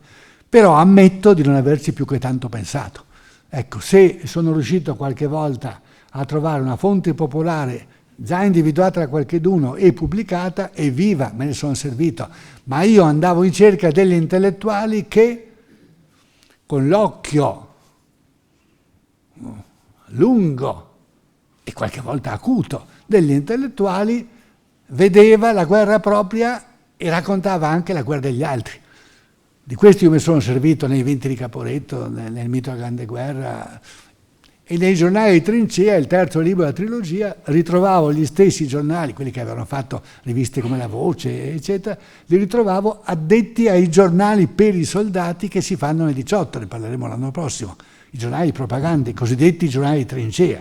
Gli intellettuali, Jaillet, Soffici, eccetera, a questo punto fanno parte degli apparati di propaganda, il servizio P, che Cadorna non aveva voluto e Diaz sì, perché la guerra nell'ultimo anno tra Caporetto e Vittorio Veneto è diversa in Italia. Si comincia a credere nell'importanza del morale. Ecco, ma la mia generazione lavorava su questo tipo di soggettività. Certo, sapevamo di avere a che fare con una guerra di massa, sognavamo il soldato semplice in grado di scrivere il suo diario. Ma bene che ci andasse, trovavamo un caporale, Comisso, uno dei libri più belli è Giorni di guerra di Comisso. Ecco, Comisso non è un intellettuale, tutto è fuori che un intellettuale, perché per questioni anche di età non ha partecipato alla dialettica delle riviste primo novecentesche, ma neanche lui rimane soldato semplice fino alla fine, eccetera. E quindi in sostanza io, la mia generazione, abbiamo attribuito una sorta di mandato o di delega agli intellettuali, di raccontarci anche la guerra degli altri. Era sbagliato, ma non sappiamo inventarci una fonte più vicina al popolo. Scrittori, giornalisti, diaristi, magari anche spesso uomini unius libri, quello che Rigoni Stern all'inizio si pensava che potesse essere, e poi invece il Sergente nella neve ha avuto il seguito, e che seguito. Ma parecchi invece della Grande Guerra hanno scritto un libro solo, avevano questo empito, questo bisogno, no? Posti a paragone con questa situazione straordinaria, la voglia di scriverne, ma senza pensare di diventare, e senza in effetti poi diventare scrittori. Ma molti invece sì, sono entrati già scrittori e hanno continuato a fare gli scrittori scrivendo anche i libri di guerra. Ardengo Soffici, Gianni Stuparic, Gadda, eccetera, eccetera, eccetera. Tanti altri, insomma, la mia materia prima per anni e anni è stata questa qui, le soggettività degli intellettuali, ma bisogna anche dire che io andavo in cerca di discorsi generali sulla guerra, dei pro e dei contro alla guerra. Quindi un intellettuale politicizzato che aveva lavorato alle riviste, che scriveva magari sul Corriere della Sera, come Borgese, l'autore di Roubaix, che scrive centinaia di articoli sul Corriere. Oggi lo sappiamo, ma non gliene facevano firmare per maggiore autorità, questo è un uso all'interno dei quotidiani. Però Borgese è presente quindi nel dibattito non solo perché nel 21 pubblicherà Roubaix, e Roubaix è uno dei libri più belli, importanti sulla guerra, ma perché già prima aveva contribuito a fare la nuova politica estera, quella slavofila e non slavofoba, non dei nazionalisti ma dell'interventismo democratico. Ma perché ci veniva da fare questo? Ma perché la mia generazione è stata allevata sui quaderni di Gramsci. Noi imparavamo a fare quello che ritenevamo che sarebbe stata la nostra vita, imparavamo a fare gli intellettuali, quindi lavoravamo sugli intellettuali e l'organizzazione della cultura, uno dei titoli dei quaderni tematici della prima edizione einaudiana di Gramsci. Quindi, fin dalla mia tesi di laurea, io andavo in cerca di imparare da loro come avevano fatto gli intellettuali, come si erano correlati alla società, allo Stato, alle forze politiche, alla guerra, in tempo di guerra, i miei nonni, o quello che erano. E poi raccontavo questo. Quindi non era soltanto difetto delle fonti popolari, non c'erano a disposizione e non le ho sapute cercare e trovare. Era anche un privilegiare certi settori della società, attribuendo a questi settori acculturati di intellettuali di professione, a torto o ragione, ma noi allora facciamo così, si chiamava, pensate, il mandato degli intellettuali. Il mandato intellettuale. Come se gli intellettuali avessero cioè dei compiti di carattere generale, delle responsabilità. So che è orrendo avere pensato questo. Ma francamente io lo penso ancora.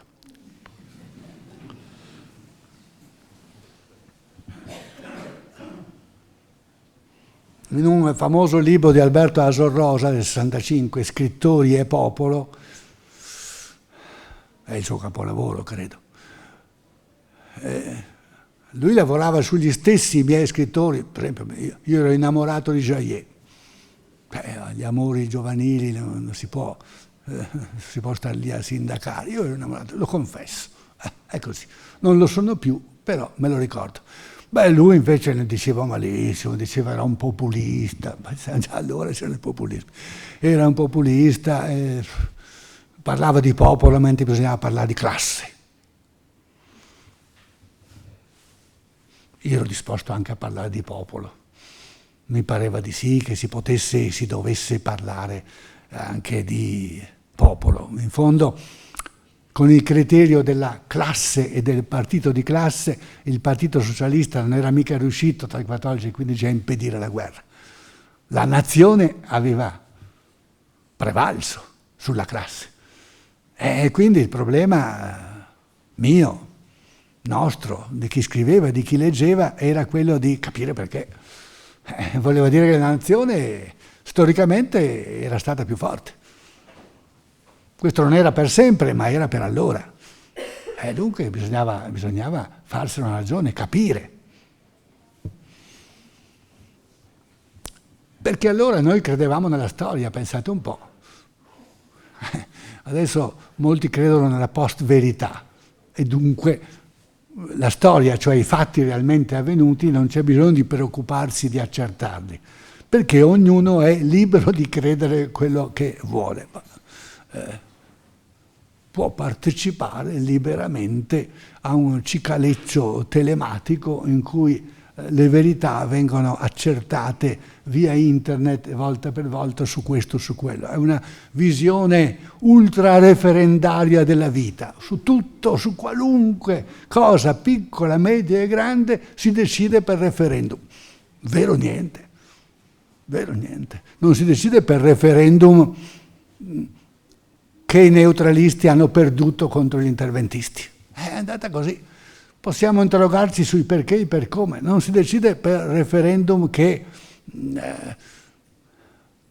eccetera. Non occorre proseguire con questi esempi.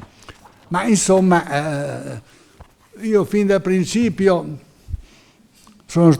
visto che i miei studi erano di carattere letterario, in fondo, le fonti era la letteratura, per forza dovevo dare molto spazio e continuo a darlo, e vi parlo di questo, alle dinamiche esistenziali, alle soggettività, alle fantasie, all'ideologia, a ciò che si crede vero. Il creduto vero, ma è importantissimo.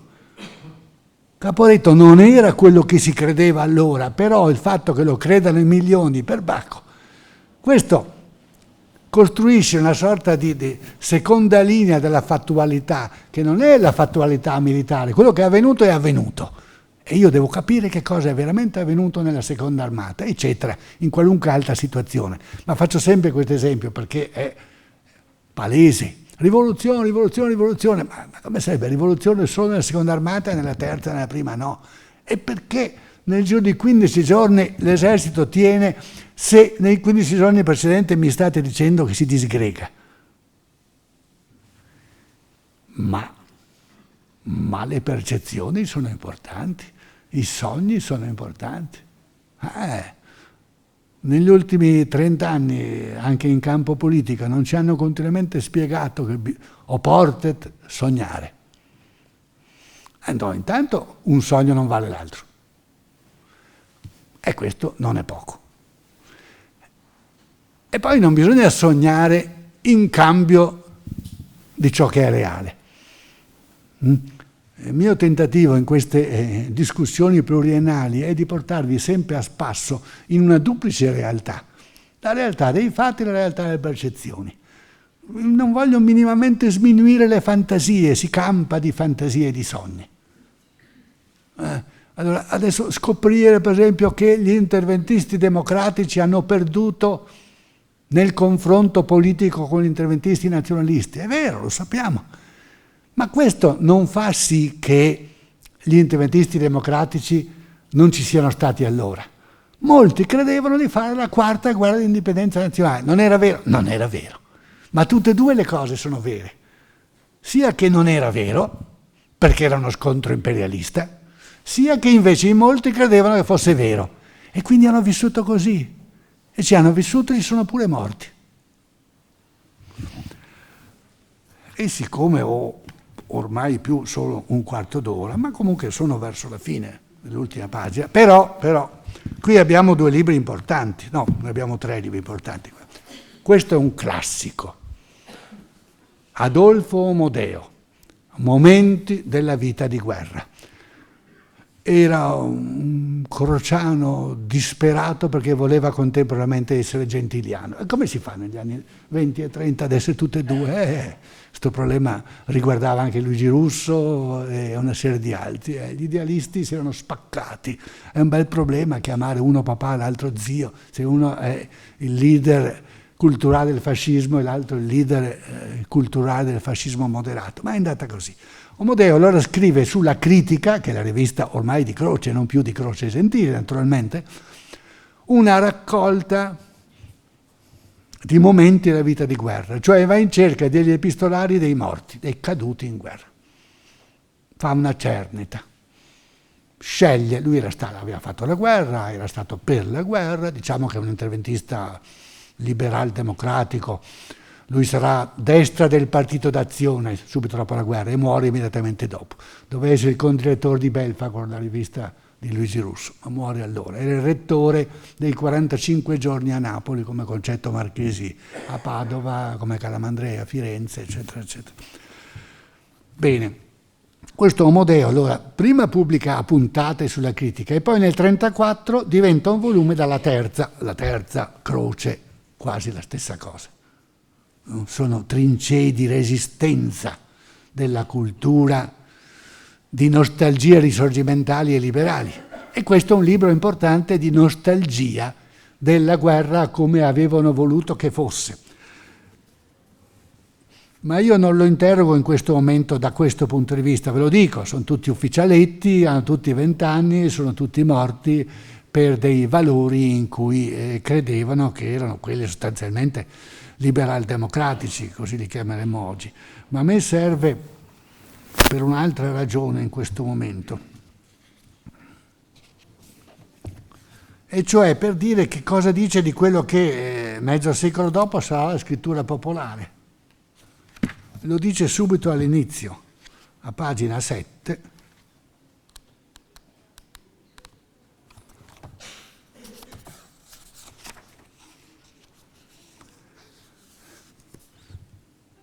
Siamo all'interno di un capitolo che Omodeo ha denominato il retaggio dei morti.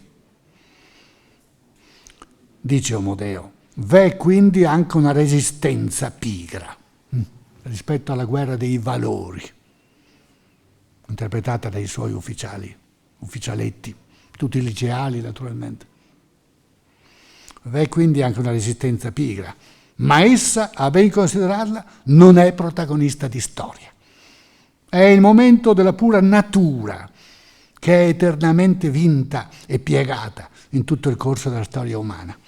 La non volontà, quella che non si potenzia in un ideale e non diventa per questo ideale positiva volontà, è un limite, un ostacolo inerte, una misura, se si vuole, delle forze operanti, come la pietra che potrà servire di base a un tempio, che franando potrà seppellire l'uomo, ma non è protagonista di storia, se la storia si rivela a noi quale coscienza dell'attività creatrice dell'uomo. Questo brano ci mandava in bestia.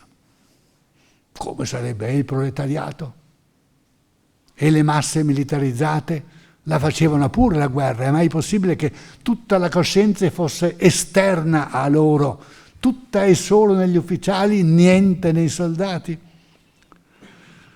È anche contro questo tipo di ragionamento che il gruppo di Rovereto inventerà la scrittura popolare. E in una noticina ancora più famosa del brano, Omodeo continua. Eppure, sì, lui dice, sì, ho visto anche delle lettere, abbiamo una scelta di lettere di disertori, prigionieri.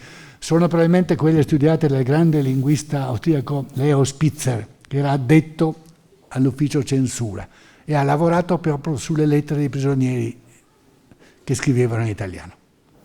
Leo Spitzer, Lorenzo Renzi l'ha appena ripubblicato questo importante volume di lettere. Ma dice Omodeo, eppure nulla di più insignificante di quelle lettere. Attestano solo il più banale istinto di conservazione. Nulla hanno da dire allo storico, e se possedessimo tutti i diari degli imboscati non ci direbbero nulla, perché nulla storicamente hanno creato. Non troveremo neppure il lirismo della poltroneria, che è invenzione di drammaturghi. Come vedete, questa è politica della memoria. Anche se Omodeo è un grande storico, questa è politica della memoria, cioè lui vuole, in piena cultura nazionale fascista, salvare la visione risorgimentale della guerra e dire: non abbiamo tutti voluto metterci sotto il tacco gli slavi, non siamo solo quelli che hanno voluto conquistare l'Adriatico come i nostri alleati del 14-15, cioè i nazionalisti. Noi volevamo un'altra cosa, sì, però da un punto di vista, nel rapporto fra le classi sociali, la cultura finisce per essere la stessa. Il saggio introduttivo a questa nuova edizione del 68, pubblicata da Einaudi, è di Alessandro Galante Garrone. Alessandro Galante si chiama anche Garrone perché i due suoi familiari, i fratelli Garrone, sono morti eroicamente in guerra. E quindi i Galante hanno aggiunto un secondo cognome. E Alessandro Galante Garrone sarà un protagonista della memoria dei suoi maestri e maggiori, che sono stati i maestri e maggiori di tanti, compresi probabilmente anche dei presenti. E però ad apertura di libro, qua sono vecchie codine che ho messo chissà quando, questi libri li prendo, li riprendo, eccetera. Vabbè. Ad apertura Pinotto a Vittore Pansini, 12 settembre 1917, dunque siamo nel pieno del nostro anno. Ti ho accennato ad amarezze. Esco proprio ora da un'inchiesta compiuta a mio carico perché non ho fatto il boia. Perché cioè non ho accoppato un soldato. Benissimo, direte voi, viva la pace, viva la fraternità. Ma ecco come va avanti Pinotto. Inutile dirti che se non mi sono deciso a quel passo estremo è solo perché non ne avevo il diritto e non potevo sentirne il dovere, altrimenti non sono io che avrei esitato. Mi sono difeso con energia, pur conoscendo la mentalità di certi ambienti dove non si sente io l'avrei fatto e io l'avrei detto.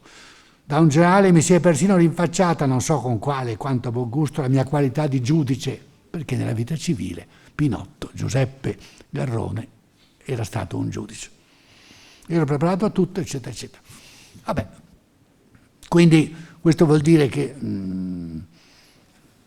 anche questa tradizione liberal-democratica legata all'interventismo democratico che Omodeo ha voluto salvare e rinforzare nella memoria, poi in alcuni dei suoi protagonisti non è che sia fatta di pacifisti e non è che si sottragga alle dure regole del codice militare.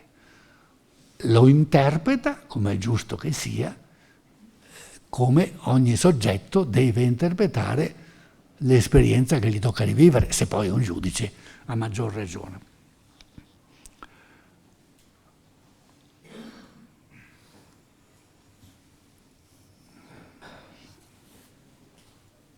Ho gli ultimi minuti per concludere, molto rapidamente, ma se vi parrò troppo schematico, come sarò, senz'altro, qualcuna delle vostre domande mi potrebbe poi permettere di ritornare su questo tema.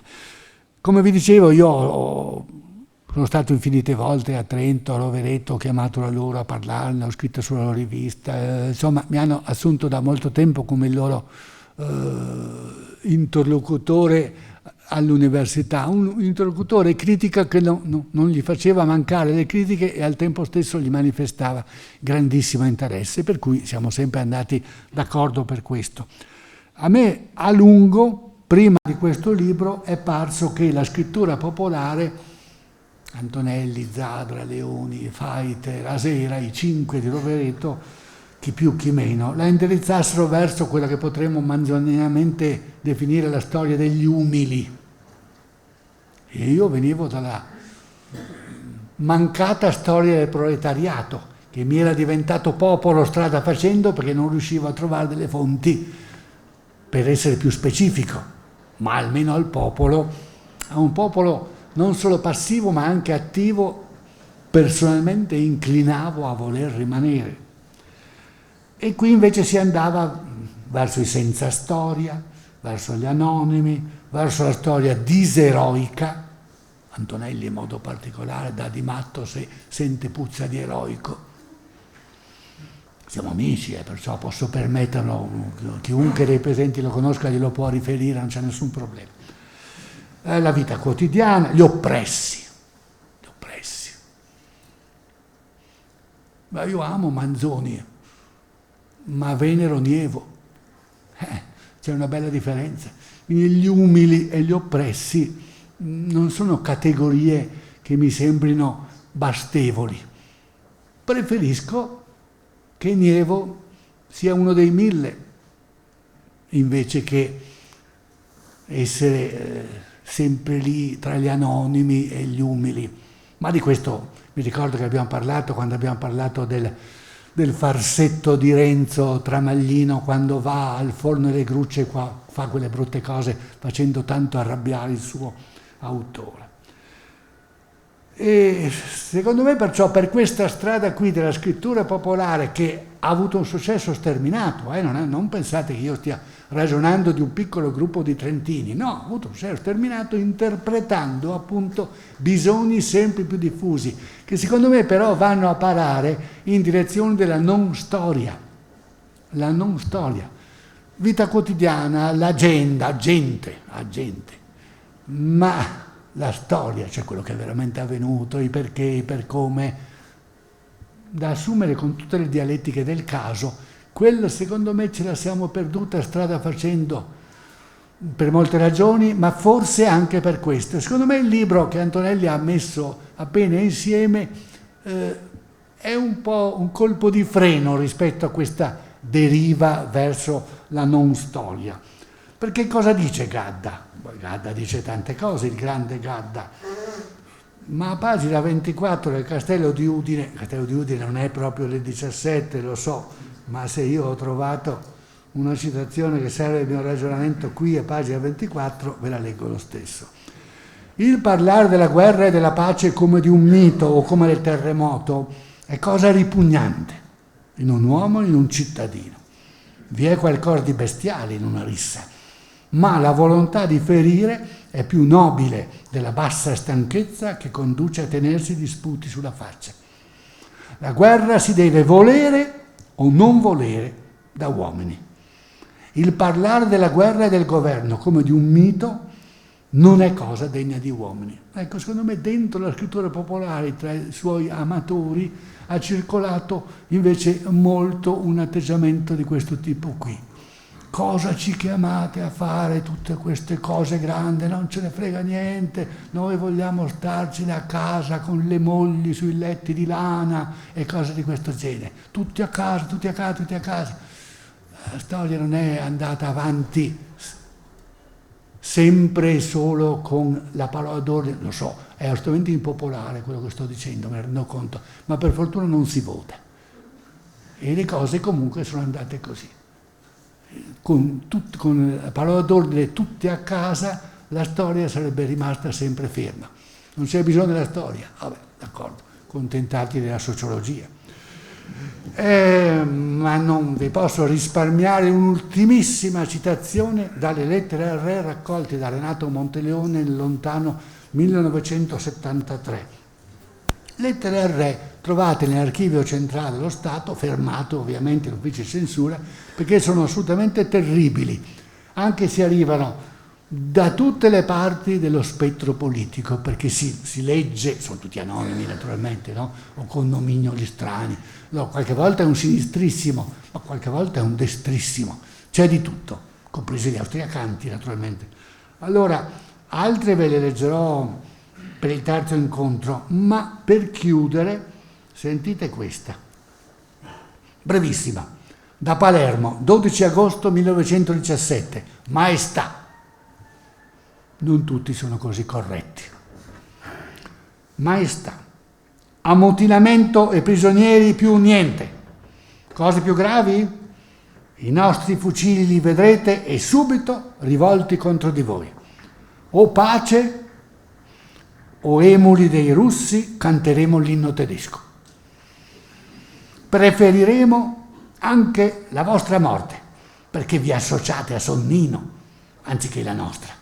Vedrete fatti. E mi fermo qui.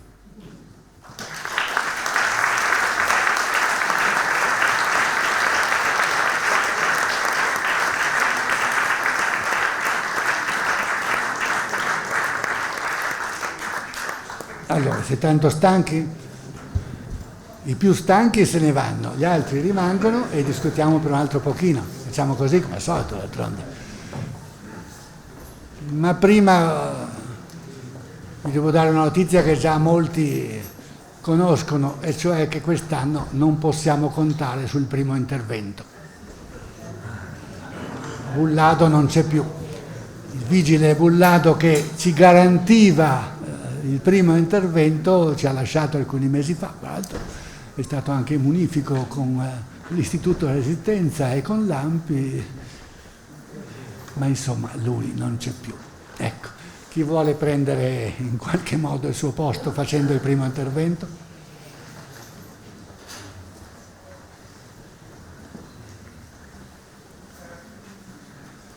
Prego, vuole avvicinarsi? Ecco, guardi, vedo bisogno di microfono lì, sì.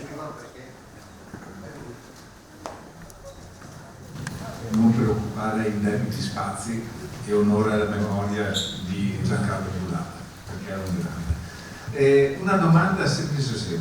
In tutto questo enorme fiume di lettere, comunicazioni, eccetera, che ruolo svolgeva l'ufficio censura, se c'era, come immagino, un ufficio censura? Quanto riusciva a togliere di mezzo, a edulcorare oppure a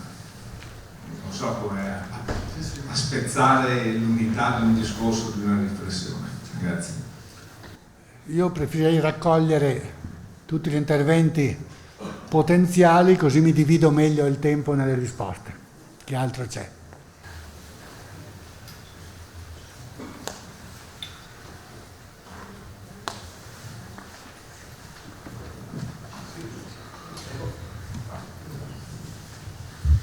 Ho una curiosità che riguarda lo studio di queste relazioni con la famiglia, di queste relazioni dei soldati, degli ufficiali con la famiglia. A proposito dei volontari fuoriusciti giuliani, dalmati, trentini, dove si trovano addirittura famiglie divise fra quello che fa la guerra da una parte e quello che fa la guerra dall'altra. C'è mai stato qualcuno che ha analizzato questo in particolare?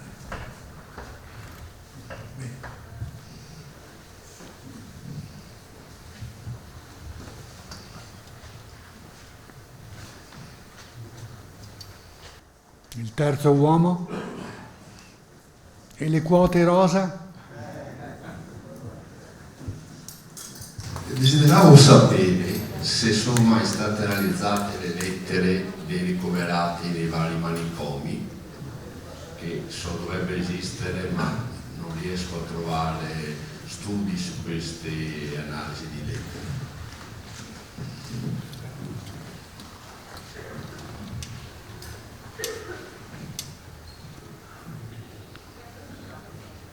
Rispondo a queste tre allora? Sono domande importanti, grazie. Ma ce n'è un'altra ancora? Prego.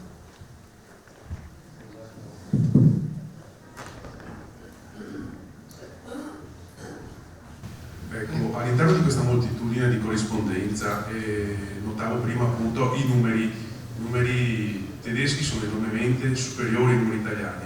Ecco, mi chiedo se il soldato tedesco aveva a disposizione questo kit che gli permetteva quindi di essere facilitato, austriaco sì, pazienza, era facilitato nella corrispondenza, mi chiedo se il governo, se l'ambiente militare, se gli ambienti militari avevano capito il valore dell'aspetto psicologico, e quindi mi chiedo la differenza se l'impero piuttosto che se l'impero aveva colto di più questo aspetto o se il governo italiano si era un pochino limitato magari a spingere il soldato alla battaglia in maniera militare, forse.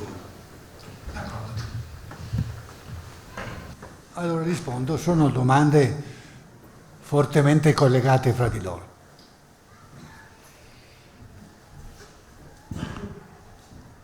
La censura c'era dappertutto, e non solo sulle lettere, anche sugli articoli della stampa.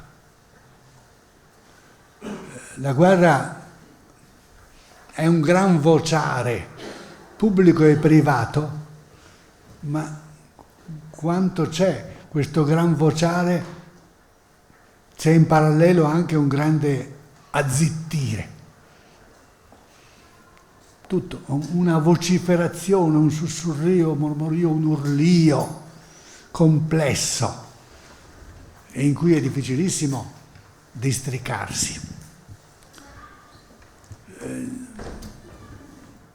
Pensando a questo incontro ho rivisto dei libri che avevo nella mia biblioteca grande guerresca relativa appunto al funzionamento degli uffici destinati a distribuire la corrispondenza. Uno fondamentale era a Bologna, poi c'erano articolazioni diffuse naturalmente, rischiano di essere soverchiati come numero di addetti rispetto a questa valanga assolutamente inattesa. Allora, una cosa è il semplice materiale smistamento della posta, farla circolare,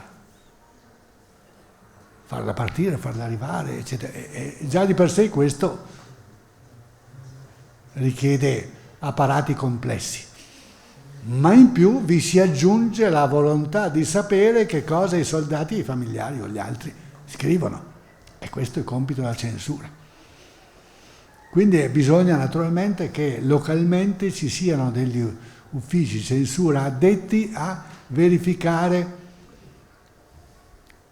le lettere. È anche per questo che molte non sono lettere ma sono cartoline. Ovviamente è più facile tenere d'occhio una cartolina, specie se è pre-stampata. Ma molte lettere vengono aperte. Quante? Una certa percentuale, non tutte. Ma incombe sullo scrivente, in trincea o a casa, la coscienza che la censura esiste. Questo è importante. Per esempio, tra le tante discussioni che abbiamo fatto con gli studiosi della scrittura popolare, che hanno raccolto appunto queste lettere, c'è proprio questo. Quando loro sottolineavano il carattere apolitico di molti di questi testi della scrittura popolare, io ero portato invece a valorizzare gli aspetti di carattere politico che pure talvolta si distinguevano, ma loro mi replicavano dicendo no, ma questo è un inserto messo lì apposta per la censura. Se loro mi dicevano non hanno nulla a che fare con il patriottismo e in generale con la politica, e quindi anche le categorie della dissidenza e della lotta alla guerra non avevano ai loro occhi ragion d'essere, loro mi dicevano quando tu trovi la politica possiamo sempre pensare che ce l'abbiano messa apposta, ma in realtà a loro interessa sapere il raccolto delle patate. Era anche una forma di svilimento e era un modo per renderli un pochettino troppo uguali. In realtà da questo ultimo libro di Antonelli non viene fuori affatto l'uguaglianza, ma la disuguaglianza, una restaurazione della soggettività anche all'interno della scrittura popolare. Comunque la censura c'era e colpiva. Quando colpiva, cioè dopo aver letto, il censore poteva dire va tutto bene, e allora la lettera riprendeva il suo corso e arrivava al destinatario.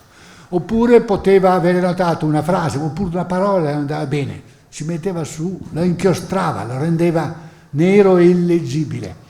Oppure la cosa era così sciagurata che bisognava togliere quella lettera di corso. Quando veniva tolta di corso veniva mandato a certi uffici del Ministero dell'Interno e questo ha salvato la possibilità di studiarla, perché noi abbiamo più facilmente le lettere censurate che non le lettere non censurate, che si sono salvate se qualche destinatario ha avuto affettuosamente cura di salvarle, per cui ce ne sono ancora tante, chissà quante, è incalcolabile il numero delle lettere che può ancora esserci di qua o di là, ma quelle che ci sono per esempio quelle raccolte da Monteleone qui, queste terrificanti lettere al re, in cui lo chiamano nano belva e cose di questo genere, sembrano anarchici anche quando non lo sono dal punto di vista linguistico. No, qualche volta sono clerico intransigenti, odiano lo Stato, tutti gli Stati, ma ancora di più lo Stato nato dalla sommossa risorgimentale. Vabbè, questi però sono negli uffici del Ministero dell'Interno perché sono preoccupati, questi poi dov'è che avevano indirizzato le lettere al re? Sono una categoria molto specifica naturalmente rispetto alle lettere dei soldati e dei familiari. Quindi la censura è riuscita certamente a togliere di torno una certa percentuale dell'immenso accumulo di lettere, altre le ha modificate cancellando qualche frase, ma in generale ha tenuto sospeso su tutti gli scriventi il sospetto fondato che ci fosse dietro di loro qualcheduno che li scrutava. E questo naturalmente inquina la fonte, perché siamo tenuti a chiederci quanto questa fonte racconti il vero e quanto invece sia un birignao, uno dei tanti birignao possibili, qualcheduno che fa il verso a qualcheduno che potrebbe leggerlo. Ci sono certe volte, abbiamo di questi testi, ci sono degli scriventi che si mettono a colloquiare con il censore e gli dicono dai il censore fa passare questa, non c'è niente di male, oppure censore l'altra volta so che mi hai fermato, è arrivata una lettera censurata a mia moglie, ma in fondo che dicevo di male, e bla bla, eccetera. Ci sono anche queste cose strane testimoniate. I volontari in particolare trentini, giuliani e istriani.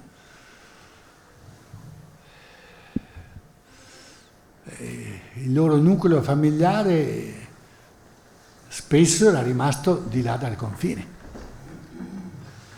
e quindi diventava per il momento irraggiungibile.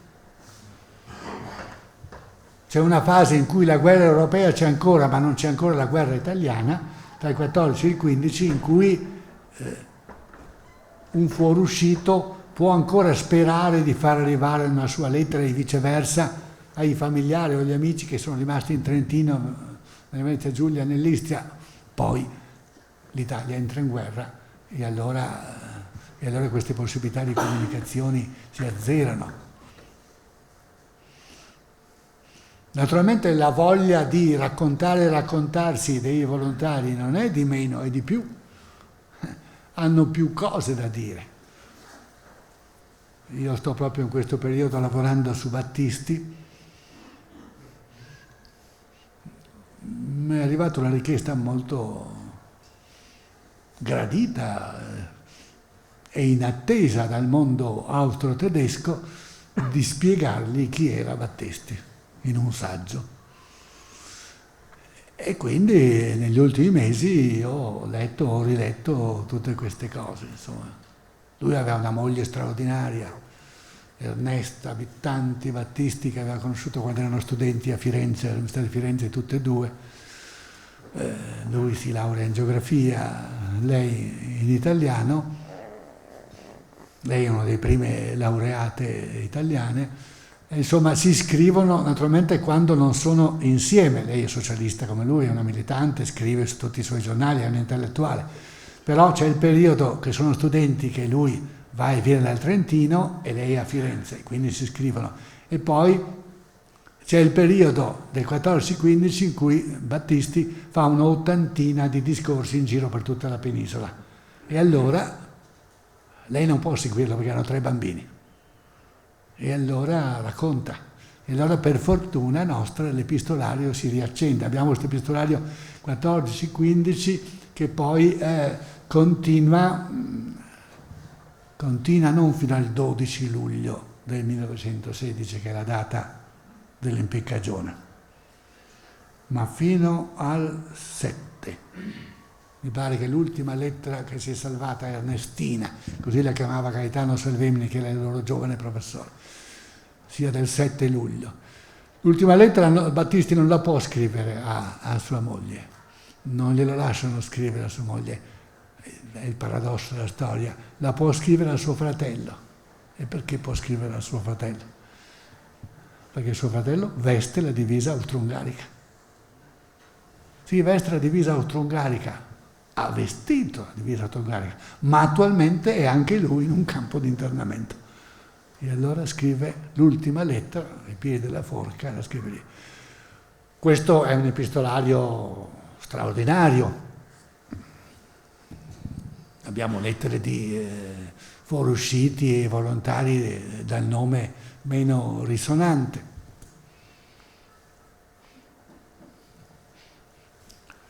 La cultura nazionalfascista ha cercato e ha privilegiato le lettere dei volontari, mentre Omodeo lavorava sui tenenti di complemento, sui civili che erano diventati ufficiali. Questo è l'essenza dell'interventismo democratico. Cioè il meglio del garibaldinismo per un moderato o per un liberale come lui. Ma la cultura nazionalfascista andava invece in cerca proprio di volontari e tendeva a privilegiare i nazionalisti, che c'erano stati davvero. Per esempio gli studi, lo stesso studioso che ho nominato qui, Renato Monteleone, per fortuna la sua carriera di insegnante medio lo ha mandato al liceo Prati, dove Battisti era stato studente, a Trento, e così è diventato lo studioso per eccellenza del socialismo nel Trentino. È anche il curatore di buona parte dell'epistolario di Battisti.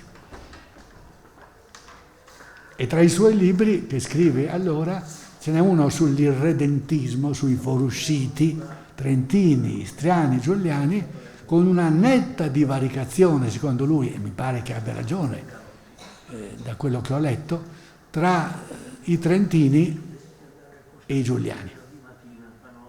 Cioè i trentini possono essere socialisti patriottici come Battisti, che non è l'unico, ce ne sono altri, anche se non tutti i socialisti fanno la sua scelta di venire in Italia. C'è chi continua a credere nell'idea delle socialdemocrazie dell'impero asburgico che cercano di raggiungere il massimo grado di autonomia per le nazionalità, ma dentro l'impero. Quello che Monteleone dice però è che i triestini, gli istriani, eccetera, sono nazionalisti in partenza. Cioè, la storia successiva, fascistissima, di Trieste, con tutto quello che avverrà poi nella Seconda Guerra Mondiale e dopo, si spiega anche con questo. Lì hanno Ruggero Fauro. Non c'è un socialista che faccia la scelta di Battisti. Pittoni, che è l'equivalente per livello di rappresentatività rispetto al Partito Socialista triestino, rimane convinto che abbia ragione il congresso di Brünn, che nel 99 aveva detto quello che vi ho appena detto, cioè autonomia delle nazionalità dentro un impero sovranazionale. E anche se la socialdemocrazia austriaca in realtà ha votato per la guerra del governo asburgico, continua a pensare questo. E quindi Pittoni fa la spola tra Trieste e Vienna durante la guerra. facendo il possibile dal punto di vista dell'amministrazione, quello che fa De Gasperi nel Trentino, ma nel Trentino lo fanno i democristiani, con il nome successivo, in realtà allora i cattolici si chiamavano popolari. I socialisti invece, l'uomo forte è quello che ha fatto la scelta di Battisti. È insomma un crogiolo estremamente complesso, non unificabile, quello del volontariato, proprio no, anche dal punto di vista dei loro epistolari. La terza domanda, cosa ho scritto qua? Qual era il terzo intervento? Lettere di... Ah, giusto, il manicomio. Il manicomio non lo si può leggere più. Rivolgersi a Bruna Bianchi. È lei la specialista da molti anni, ha fatto fare anche tutta una serie di tesi di laurea, specialista della follia vera e presunta, vera e recitata. Quanto poi sia vero, quanto e quando sia vera la follia, va a saperlo, aspetta agli psichiatri spiegarselo, ma in tempo di guerra le cose si complicano ulteriormente. Credo di sì, che con determinati meccanismi che personalmente non ho mai studiato sia possibile individuare anche questo, ma devo rimandare appunto agli studi della mia collega Bruna Bianchi per approfondimento. Ha scritto vari libri, ha partecipato a tutta una serie di convegni, è una tematica che va da 20 anni almeno per la maggiore. Anche Antonio Gibelli, che vi ho già nominato, lavora molto sui matti veri e presunti, cioè sulle conseguenze terribili della guerra. Tutto questo tipo di storiografia, che è ormai per niente interessata ai moventi, ai fini dell'epoca, lavora sull'umanità offesa, conculcata, oppressa e repressa, quindi folli, disertori, fucilati e così via. Tutte cose di cui mi sono sempre interessato anch'io, non tanto dei folli quanto però degli oppressi, dei fucilati, dei disertori, degli ammutinati, sì, ma nel contesto di una lotta politica che è strada facendo venuta meno anche sul piano storiografico. L'ultima domanda riguarda qualche cosa che coinvolge la parola psicologico, deve essere vero che l'ho sottolineato. Cosa viene prima di questo? Qual era il quarto intervento? Sì, cosa aveva chiesto? Ah sì, d'accordo, mi sono ricordato. Il principale consigliere di Cadorna, che è il comandante supremo dell'esercito italiano fino a Caporetto, è un frate che però era anche medico, che era stato positivista, che era figlio di radical socialisti, che era la grande speranza della sinistra milanese, e poi diventa la grande speranza e la grande certezza dei clericali milanesi e non solo. È padre Agostino Gemelli, il futuro fondatore dell'Università Cattolica del Sacro Cuore. Chi l'avrebbe detto quando era un positivista che avrebbe fondato l'Università Cattolica del Sacro Cuore, e prima ancora durante la guerra che avrebbe fatto di tutto per consacrare l'intero esercito italiano al Sacro Cuore di Gesù. Una cosa complessa, trattandosi di quasi 6 milioni di mobilitati, ma insomma reggimento per reggimento, a grandi unità, messi a ginocchioni, i cappellani c'erano, arrivano a essere 2000, questo è l'intento. Solo che in quanto psicologo, lui era un professionista, e Cadorna aveva molta stima di lui, e gli metteva a disposizione i manicomi, tutti i folli che voleva come materiale umano. E Gemelli scrive una serie di saggi che escono in riviste e che vengono pubblicate nel nostro anno, nel 17, con un titolo complessivo che è Il nostro soldato. Il nostro soldato si capisce che è il soldato italiano, se non che fino a subito prima dell'entrata in guerra dell'Italia Gemelli non aveva nascosto di essere a favore della Triplice e grande ammiratore della Germania, della medicina tedesca, della scienza tedesca, come tantissimi altri, Benedetto Croce compreso naturalmente. Allora cosa spiega comunque in questi suoi saggi? Spiega che non è questione di psicologia, è questione di apatia, di passività, di rassegnazione indotta dalle circostanze e dalla tradizione. Quindi sostanzialmente, detto brutalmente, più stupido è il soldato meglio è, più ottuso è meglio è. Guardateli come sono ridotti tutti quegli avvocatini, tutti quegli studentelli arrivati con le loro idee, viva l'Italia, Trento, Trieste, bla bla, poi prendono subito il raffreddore. Mentre invece i contadini, i soldati abituati a una vita spartana, eccetera, eccetera, eccetera. Allora, se questo è il terreno di cultura dentro cui viene consigliato Cadorna, che d'altra parte è un sessantenne, frutto delle accademie di fine Ottocento, no? Non preparato, nessuna delle loro generazioni era preparato a dare una grandissima considerazione al morale delle truppe. Ci vogliono generali nuovi, oppure ci vogliono una singolare propensione dei singoli, perché esistono soggettività anche tra i generali, ecco, vi annunzio questo fatto. Per esempio Capello, l'anticadorna, lui fa fare conferenze alle truppe prima del periodo tra Caporetto e Veneto, quando lui, che è il comandante della seconda armata, non aveva più tempo di badare a questo, solo che le fa fare in un modo piuttosto retorico e poco funzionale. Quindi, in definitiva, grande interesse e grande rispetto per la psicologia negli alti comandi non c'è finché c'è Cadorna. Il che non significa naturalmente che singoli ufficiali non potessero avere sensibilità. Non so, Giuseppe Lombardo Radice, esimio pedagogista, sarà il luogotenente di Gentile nella riforma della scuola, ma veniva dal Partito Socialista. Si era convertito alla guerra, ma veniva anche lui dal socialista. Lui sarà una delle colonne del servizio P. P vuol dire propaganda, ma anche psicologia. Il servizio P è del 18, cioè è un frutto di Caporetto. Cosa abbiamo sbagliato? Quando smettono di pensare che sia il popolo che vuol fare la rivoluzione, allora si cominciano a chiedersi cosa abbiamo sbagliato noi, cosa dobbiamo fare di diverso. E allora salta fuori la psicologia. I giornali di trincea si riferiscono a questo. Piero Calamandrei, futuro padre della Costituzione, è un ufficiale P. Cosa dite, ci fermiamo qui?